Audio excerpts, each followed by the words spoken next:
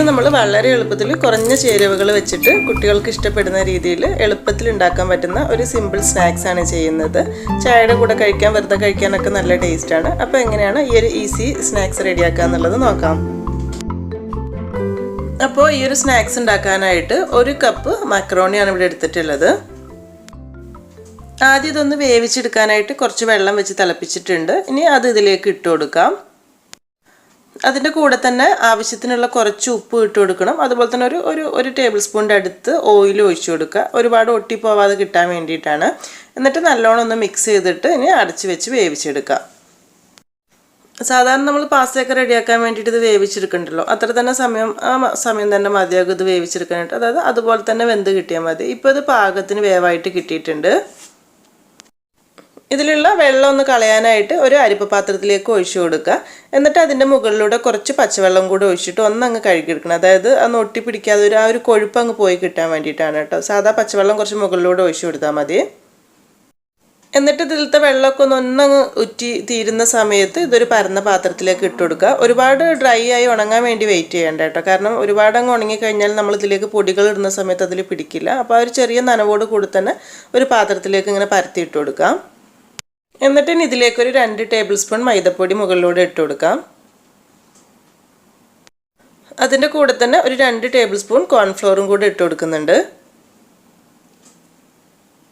എല്ലാം കൂടെ നല്ലോണം ഒന്ന് മിക്സ് ചെയ്തെടുക്കണം. കൈ ഉപയോഗിച്ചിട്ട് തന്നെ മിക്സ് ചെയ്യുന്നതായിരിക്കും നല്ലത്. മൊത്തത്തിൽ ഒട്ടിപ്പോവാത്ത രീതിയിൽ ഒന്നും ഒട്ടി നിൽക്കാത്ത രീതിയിൽ വേറിട്ട് നിൽക്കുന്ന രീതിയിൽ കൈ ഉപയോഗിച്ചിട്ട് ആ പൊടി എല്ലാത്തും എത്തുന്ന രീതിയിൽ ഇതുപോലെ ഒന്ന് മിക്സ് ചെയ്തെടുത്താൽ മതി.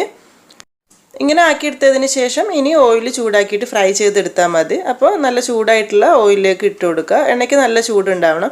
പിന്നെ ഹൈ ഫ്ലെയിമിൽ തന്നെ വെച്ചിട്ട് പെട്ടെന്ന് ഫ്രൈ ചെയ്തെടുക്കുക കേട്ടോ. കാരണം ഇത് നമ്മൾ വേവിച്ചെടുത്തിട്ടുള്ളതാണ്. അപ്പോൾ വേവാനൊന്നുമില്ല. ആ ഒരു പൊടികൾ മൊത്തത്തിലൊന്ന് ഫ്രൈ ആയി കിട്ടിയാൽ മാത്രം മതി. ഇത്തിരി സമയം എടുക്കും. എന്നാലും ഹൈ ഫ്ലെയിമിൽ തന്നെ വെച്ചിട്ട് ഇടയ്ക്ക് ഇതുപോലെ ഇളക്കിയിട്ട് കൊടുത്തിട്ട് പെട്ടെന്ന് ഫ്രൈ ചെയ്തെടുക്കാം. ഈ ഒരു കളറിലൊക്കെ ആവാൻ തുടങ്ങുമ്പോൾ നമുക്കിത് എണ്ണയിൽ നിന്ന് മാറ്റാം. ഒരുപാട് സമയമായിട്ടിട്ട് നല്ല റെഡ് കളർ ചുവന്ന കളർ ആവുന്ന വരെ വെയിറ്റ് ചെയ്യേണ്ട. അങ്ങനെ ആവുന്ന സമയത്ത് ഇത് ഇപ്പം തന്നെ ക്രിസ്പി ഉണ്ടാവും. പിന്നെ കുറച്ചും കൂടെ ഒന്ന് ചൂടാറി കഴിയുമ്പോൾ നല്ല മുറുക്കം ഉണ്ടാവും കേട്ടോ. അപ്പോൾ അങ്ങനെ ആകുമ്പോൾ കഴിക്കാൻ കുറച്ച് ബുദ്ധിമുട്ടായിരിക്കും, ഭയങ്കര മുറുക്കം കൂടിയിട്ട്. അപ്പോൾ അതുകൊണ്ട് അതൊന്ന് നോക്കിയിട്ട് പാകം വറവാവുന്ന സമയത്ത് എണ്ണയിൽ നിന്ന് മാറ്റിയെടുക്കുക.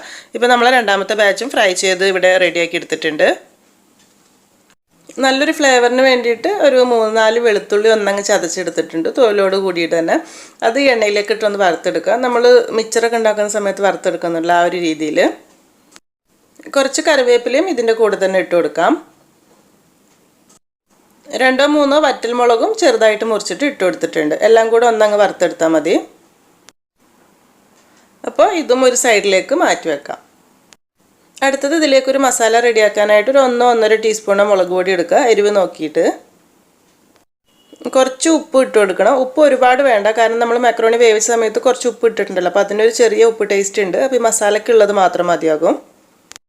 ഒരു 1/2 ടീസ്പൂൺ ചാറ്റ് മസാല ഇട്ട് കൊടുക്കുന്നുണ്ട്. ഇത് ഉണ്ടെങ്കിൽ മതി, നല്ലൊരു ഫ്ലേവർ, നല്ലൊരു ടേസ്റ്റാണ്. ഇനി ഇതിന് പകരം വേണമെന്നുണ്ടെങ്കിൽ നമ്മൾ സാധാരണ മിച്ചറിലൊക്കെ ചെയ്യുന്ന പോലെ കായത്തിൻ്റെ പൊടി വേണമെങ്കിലും കുറച്ച് ഇട്ട് കൊടുക്കുക കേട്ടോ, ആ ഒരു ടേസ്റ്റ് ഇഷ്ടമാണെങ്കിൽ.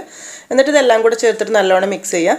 ഇനി മധുരം, ചെറിയ എരിവും മധുരം കൂടി ഇഷ്ടം ആണെന്നുണ്ടെങ്കിൽ ഇതിലേക്കൊരു 1 ടീസ്പൂൺ പഞ്ചസാര പൊടിച്ചതും കൂടി ഇട്ട് കൊടുത്തിട്ട് വേണമെങ്കിൽ അങ്ങനെയും ചെയ്യാം. അത് ഓരോരുത്തർക്ക് ഇഷ്ടമനുസരിച്ച് ചെയ്താൽ മതി. മസാലപ്പൊടികൾ ഇട്ട് കൊടുത്തിട്ട് എല്ലാം കൂടെ നല്ലോണം ഒന്ന് മിക്സ് ചെയ്തെടുക്കുക, അത്രയേ ഉള്ളൂ. അപ്പോൾ എരിവ് നോക്കിയിട്ട് പൊടി ഇട്ട് കൊടുത്താൽ മതി കേട്ടോ. കുട്ടികൾക്കൊക്കെ ആണെങ്കിൽ എരിവ് കുറച്ച് മതി എന്നുണ്ടെങ്കിൽ ശരിക്കും കുറച്ചൊരു മസാല ഇങ്ങനെ മൊത്തത്തിൽ ഇതിൽ പിടിച്ചിരിക്കുമ്പോഴാണ് ടേസ്റ്റ് കൂടുതലുള്ളത്. പിന്നെ നമ്മൾ വറുത്ത് വെച്ചിട്ടുള്ള ആ ഒരു ഉള്ളി മുളക് അതും ഇട്ട് കൊടുക്കാം. എന്നിട്ട് എല്ലാം കൂടെ ചേർത്തിട്ട് നല്ലോണം ഒന്ന് മിക്സ് ചെയ്തെടുത്താൽ മതി.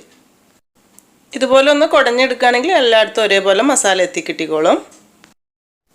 അപ്പോൾ ഇത്രയേ ഉള്ളൂ നമ്മുടെ ഈ ഒരു സിമ്പിൾ സ്നാക്സ് എന്ന് പറയുന്നത്. വളരെ എളുപ്പമാണ് ഉണ്ടാക്കിയെടുക്കാനായിട്ട്. ഈ ഒരു സൗണ്ട് കേൾക്കുമ്പോഴേ നമുക്കറിയാമല്ലോ നല്ല ക്രിസ്പി ആയിട്ടാണ് കിട്ടിയിട്ടുള്ളത്. കുട്ടികൾക്കൊക്കെ ഇപ്പോൾ നമ്മൾ പുറത്തുനിന്ന് കുറുക്കുറൊക്കെ വാങ്ങി കൊടുക്കുന്നതിന് പകരമൊക്കെ ആയിട്ട് വീട്ടിൽ ഏകദേശം അതേയൊക്കെ ടേസ്റ്റിലൊക്കെ ഉണ്ടാക്കി കൊടുക്കാൻ പറ്റുന്ന ഒരു ഈസി സ്നാക്സ്, അത്രയേ ഉള്ളൂ. അപ്പം ഈ ഒരു റെസിപ്പി നിങ്ങൾ ചെയ്ത് നോക്കുന്നുണ്ടെങ്കിൽ ഫീഡ്ബാക്കൊക്കെ അറിയിക്കുക. വീഡിയോ ഇഷ്ടമായിട്ടുണ്ടെന്നുണ്ടെങ്കിൽ എന്തായാലും ലൈക്ക് ചെയ്യാനും ഷെയർ ചെയ്യാനും കൂടെ മറക്കരുത്. അപ്പോൾ ഇനി എന്തായാലും നല്ല റെസിപ്പി ആയിട്ട് പുതിയ വീഡിയോയിൽ കാണാം. താങ്ക്